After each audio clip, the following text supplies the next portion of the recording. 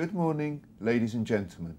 Welcome once more to the Financial Times headquarters in London for the latest instalment in the PWM Expert Series.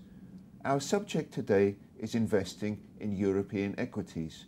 With me today to discuss this topic is Thierry Rojat from the Equities division of BNP Paribas Investment Partners in Paris.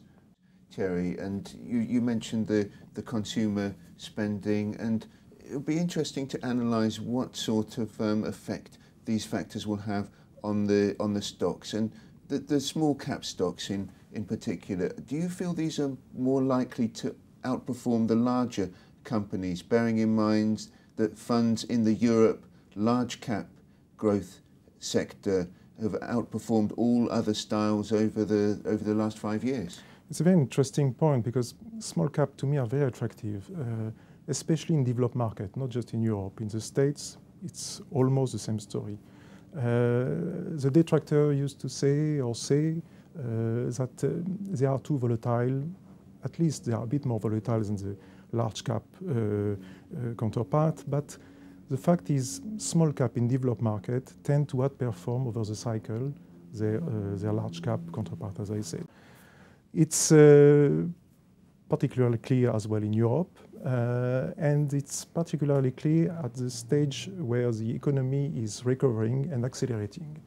And one can say that we are basically in this environment right now. So you mentioned growth style outperforming, and it's true. The growth style in Europe is outperforming. The fact is, you get a lot of them among small caps. I mean, the small cap universe is very large. There's far more stocks, small than large. So you get sometimes confused because it's difficult to analyze. The coverage is not good.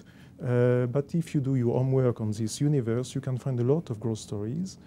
And there's, tangible and fundamental reason for that. It's because they usually tend to spend more in capex than their large cap counterpart.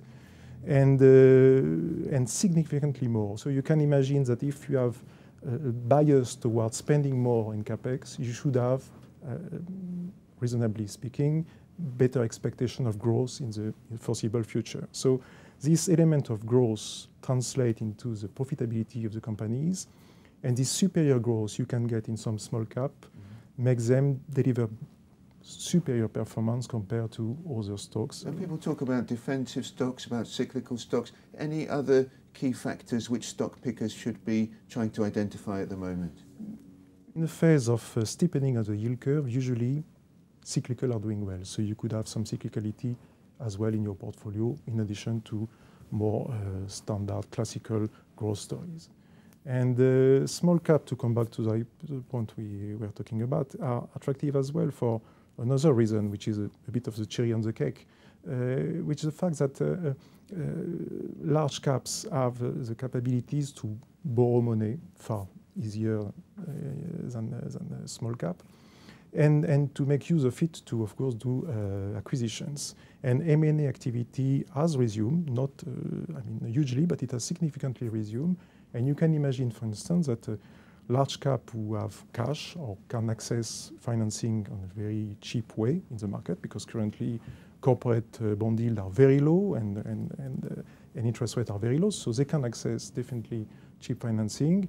And the best way to invest in Europe, you can build a plant, but you can just buy a company like that. You get the plant and you get the clients. So, and what you target in that case, you target small cap, which are, of course, more niche player, more local, so more sensitive to the European recovery. And it makes, as I say, another attractive element towards small caps that people can play easily.